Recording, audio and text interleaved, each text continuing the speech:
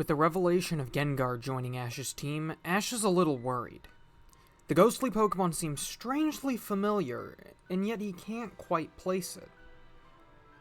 He's more concerned about Machoke, though. If Gengar was here, then where was Machoke? We cut to Gary, who returns to the area he was in before heading to Lavender Town. He calls out for the old hag to show herself. Sure enough, she and her Gengar appear.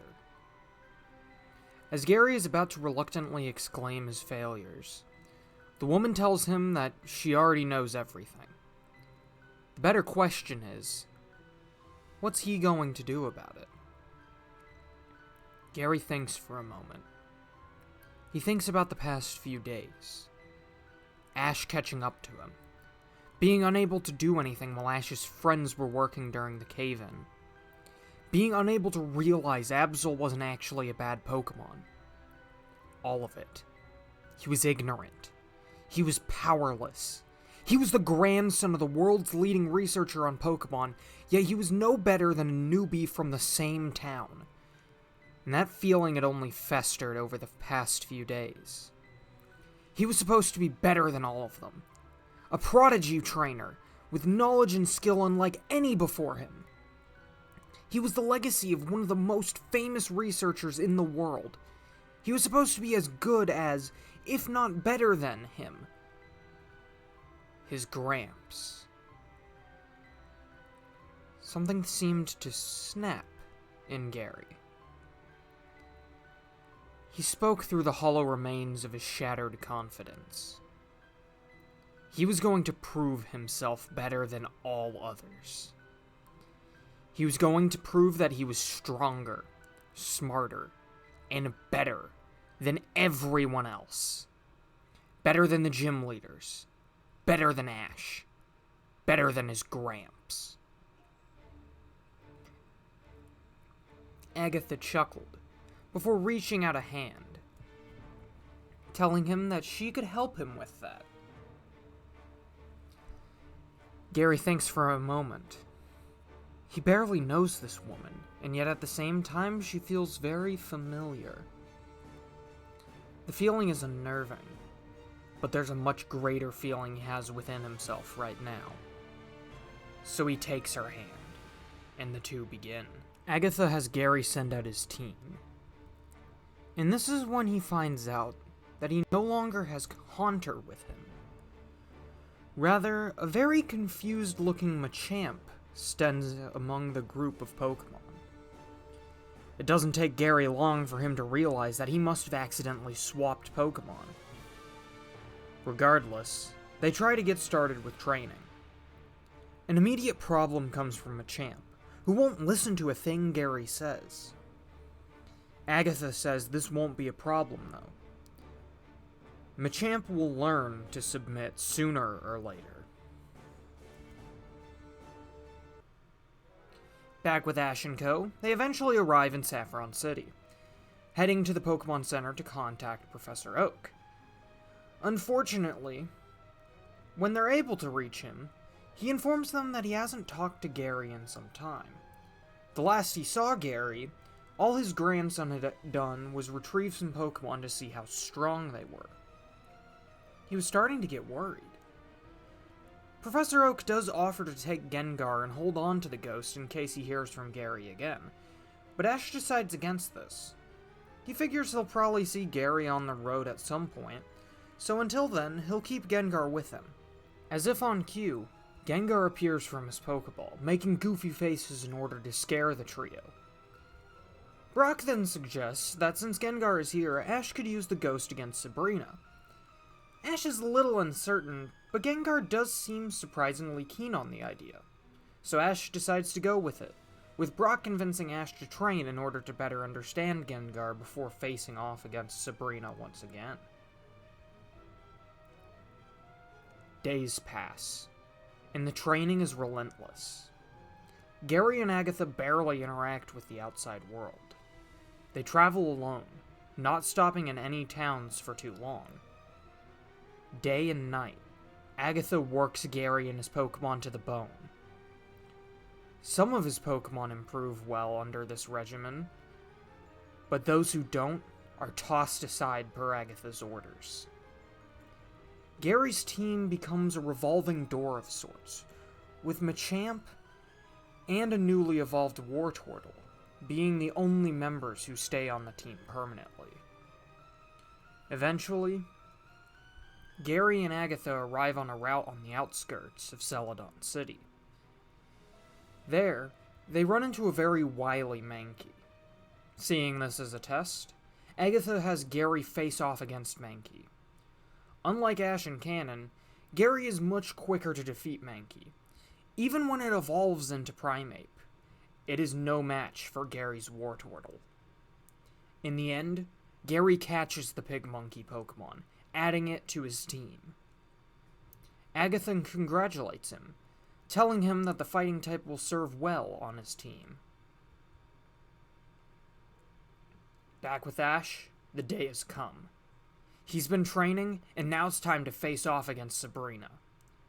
The trio walk inside, heading to the battlefield, where they see Sabrina once again. As soon as Sabrina is inside of them, Ash calls for a rematch. Sabrina accepts, and so the one-on-one battle begins. Gengar comes out to face Kadabra, and the Ghost is much more helpful than Haunter and Cannon, as Gengar chooses to not only listen to Ash, but is a very strong Pokemon overall with moves like Dark Pulse and Shadow Punch. Kadabra is still difficult to beat though, as Gengar is still weak to the psychic attacks the Psy Pokemon can dish out. Despite being a lower evolution than Gengar, Kadabra's prowess with its own abilities more than make up for the gap. With the Psychic, Gengar is thrown across the battlefield. Gengar goes for Nightshade, but Confusion redirects the attack back at Gengar. It takes the blow, barely standing. At first they felt even, but Kadabra seemed to be learning as he fought. Gengar makes a face at Kadabra in retaliation, and strangely, this gets a laugh out of Sabrina. Ash notices this, and decides to switch tactics. Gengar keeps fighting, but in a much more cartoonish way. Many of its attacks are turned into some kind of gag, like Gengar eating his own Dark Pulse and launching it into the air, dropping his eyes down into his mouth before firing the Nightshade off from them. The attacks are effective, and able to throw off Kadabra due to their wacky nature, but they also make Sabrina laugh more and more. Eventually, the contagious laughter is caught by Kadabra, and Gengar's antics leave Sabrina and Kadabra both rolling on the floor in a fit of hysterics. Seeing as neither Ash's opponents are in the state to continue fighting, the battle is declared in Ash's favor, earning him the Marsh Badge. It's then that the man they knew from before appears, pleasantly surprised to see Ash having won, as he was getting a bad feeling about this. He then offers to take care of things from here, allowing the group to relieve. After resting in the Pokemon Center, Ash and friends decide the next place they'll be heading to is Celadon City, so they hit the road. Nothing much really happens on the road. Ash and Brock train together anytime they stop, but they make it to Celadon City with no interruptions whatsoever. Once they're in the town, however, Brock immediately darts off to a perfume shop, seeing a group of lovely ladies inside. Ash thinks Brock is wasting his time, and he begins to leave. Much to his surprise, Seda actually joins him, as she admits she's never really been a fan of perfume. So, the two decide to head to the gym on their own. Inside the gym, Ash and Seda meet Erica, and of course, Ash demands a battle with her. With no reason not to accept, Erica goes ahead with it. The battle is a 3-on-3, and it starts with Charmander facing Tangela. Due to all the training, Charmander is far stronger than Cannon, so Charmander is able to do a lot of damage to Tangela before being paralyzed with Stun Spore. Once that happens, Tangela begins constricting Charmander, making it difficult for the fire type to fight back. Ash thinks quickly, having Charmander use his tail to stop Tangela. The tail flame catches Tangela, forcing it to let up. Then, with a final flamethrower, Tangela is defeated. Both trainers call back their Pokemon, as the paralysis makes it difficult for Charmander to keep going. Next out are Gyarados and Weepinbell. Despite having the type disadvantage, Gyarados proves to be a powerful threat, and difficult for Erika to handle. Weepinbell does make things difficult when it catches Gyarados with a poison powder. With the poison harming Gyarados, Weepinbell is able to pull through in the end, knocking Gyarados out with a Razor Leaf. Ash brings out Gengar next. The Ghost is able to quickly finish off Weepinbell with a powerful Shadow Punch. Erika then chooses to send in Gloom as her final Pokemon. Immediately, Gloom makes things difficult as Sleep Power puts Gengar to sleep, allowing the Weed Pokemon to slowly sap Gengar of health with a combination of Leech Seed and Giga Drain. Gengar eventually wakes up though, firing off a powerful Nightshade. When Gloom tries to use Sleep Powder once again, Gengar dives into the floor. Gloom looks around frantically before Gengar pops up behind it. It uses Nasty Plot before striking with Dark Pulse. The attack does a lot of damage, and Gengar is allowed to finish things with Nightshade. Thus ends the battle, which surprises Ash. He was expecting to have to rematch Erika like all the other leaders he fought. Erika does give him the badge though, which he thanks her for, before proceeding to celebrate with immense excitement. Seda congratulates him, before asking if they could stay a little while longer.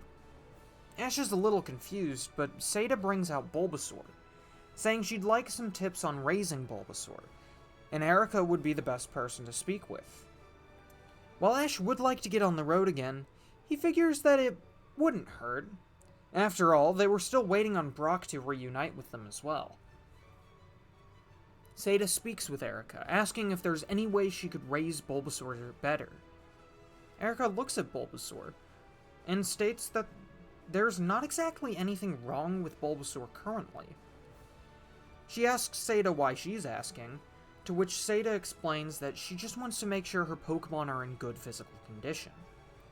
She's starting to consider what she wants to be, and doesn't want to push her Pokemon in any direction that they aren't ready for. Erika asks what exactly that is, but Seda hasn't figured out the specifics. She knows she wants to help those in need, especially if they're in any sort of trouble. Erika understands, suggesting that she might want to look into the Pokemon Rangers. Seda isn't entirely sure who those are, to which Erika explains that a Pokemon Ranger is someone who works to protect people and Pokemon. There aren't too many within Kanto, though Officer Jenny works as one around Fuchsia City. Seeing as they'll be headed there for Ash's next gym battle, they might want to stop by and visit her. Seda thanks Erika for the idea, but before she leaves, Erika suggests having Bulbasaur practice lifting things with Vine Whip. The stronger Bulbasaur's vines are, the more that Bulbasaur can lift, which could come in handy in times of need. Seda keeps that in mind, as she and Ash take their leave. They meet back up with Brock at the Pokemon Center. As Ash waits for Nurse Joy to return his team, they find out that Brock had gotten banned from the perfume shop. At first, they seemed very happy with him being there, as he was actually helping find the perfect perfume for the women. However, after asking each one out and getting rejected each time, the store figured that it would be for the best if he wasn't there to bother customers.